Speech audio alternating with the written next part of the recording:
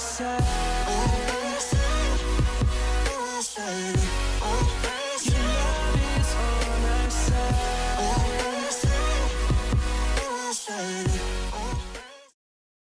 morning to you and to my like crazy hair this morning. Yesterday apparently it was like super crazy. I thought it looked fine, but my friends were like, your hair is just everywhere. And I was like, you know what, that is just the life of a curly haired person, so just get over it.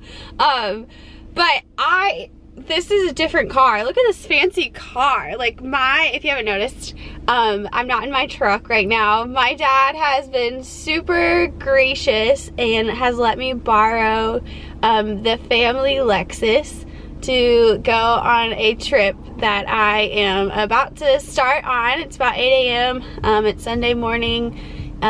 Usually I'm always at church at this point, but this weekend's a little different, and I went back and forth and debated for a long time whether I felt comfortable with sharing what this trip that I'm about to take is on.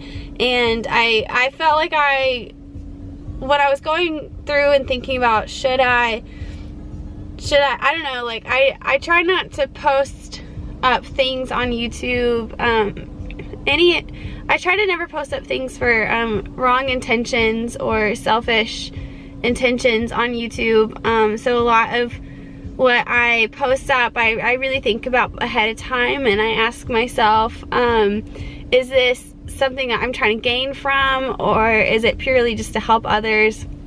And so saying I'm a lot, but so I thought about this for a long time. And honestly, even thinking about it, I don't know, it just didn't sit well with me. And then this past week, when I thought about it, I was like, you know, I think I can go ahead and make the videos for it and then see if I want to post it. But I started thinking about how I can get trapped in my own mind a lot. And for me, that can be kind of dangerous, and not dangerous, but it's just not preferred, because I'm definitely an extrovert. So when I get in my own mind and like lock myself away in my room, it makes it worse for me. So I was thinking, like, and this whole entire, for several months now, I've been praying about this trip that I'm about to take, and I'm gonna start crying again, but I've been praying a lot about it and seeking God and trying to figure out the best way to handle it. And a thought that I had this past week was, maybe if I kind of share with y'all what's going on, it'll help me get out of my own brain, and it'll help me to not get stuck in my own mind and just like have memories just like constantly playing through my mind. So anyways, with that said, I spent the night at a friend's house last night to get to where I didn't have to drive as long today, but I am on my way to Arlington, and I should get there tonight about 8 o'clock. I have about an 8 or 10 hour drive ahead of me, and tomorrow I'll be attending a funeral yeah, so it's been a couple of months since his passing, but I felt like it was extremely important for me to come to his funeral. So and I also went to his squadron funeral too, because that was down at Moody, so that was pretty close to where I live at. So I just felt like it was, I don't know, like something that you have to do. Like there's just kind of no choice. So I know some of y'all are like military, or you're working on being military, and I know this is definitely not the first friend that I've lost, and I know it won't be the last, but this one was kind of pretty special, So yeah, it's really hard. But one thing I'm keeping in mind, and I'm praying a lot about, is that he loved the Lord so much. Like that's the thing that drew me to him so much when I first met him, was just how much he loved the Lord, even though he had one of the most scariest jobs in the world in the Air Force. So I was just always so astonished at how much he loved the Lord.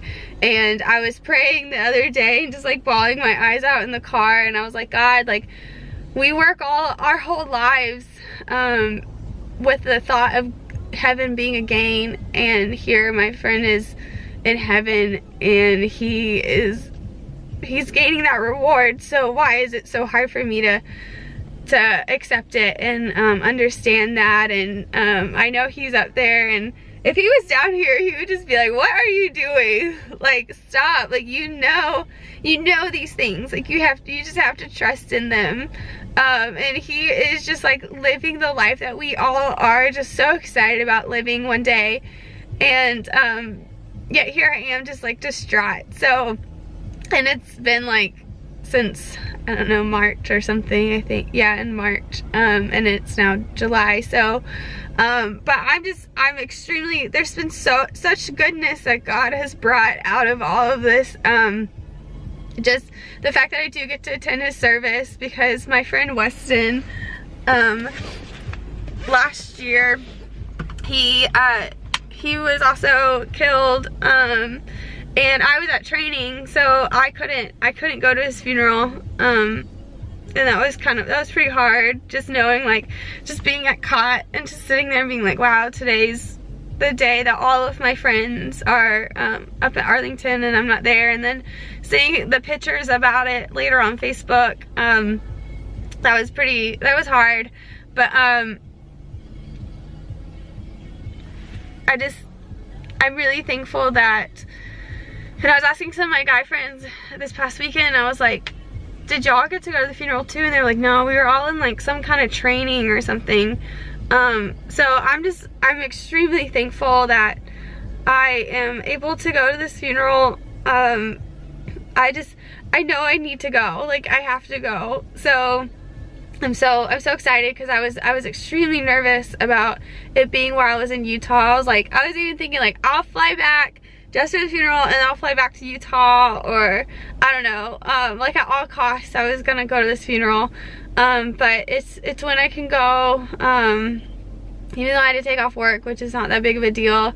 And then also, there is another chaplain candidate that I'm staying with that lives up in Washington, and that is just also been a huge blessing that I have that connection. And then there's the senior chaplain up at Arlington. He's also in my endorsement, so I'm gonna meet him tomorrow before the funeral. And I just know, I've met him before on Skype, so I just know that he's just going to pour out just like wisdom and goodness to me, and I'm so excited about it. But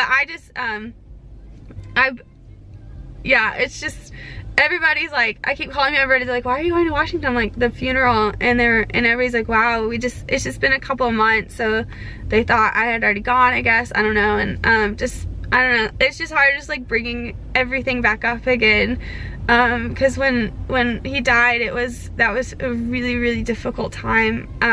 Probably, I keep thinking, I mean, this all has been just the hardest thing I've ever done in life, or experienced in life. So but I was like talking to my sister, I was like, you know, Danny, like, I have to like remember the goodness that's in all of this, and just how much the Lord has really prepared me, because I knew this friend before I was even in the Air Force. So I wouldn't have, I don't know, that because I'm in the Air Force, I have a place to stay at when I go up there. I have a chaplain to talk to.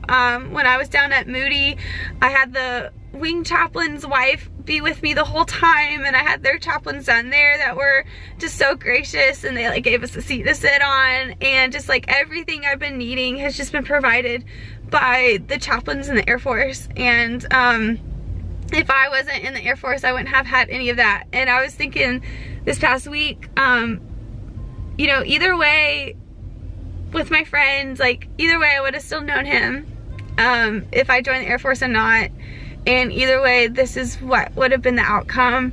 And so if I wasn't in the Air Force, I would be taking this trip by myself, being up there by myself, doing everything on my own.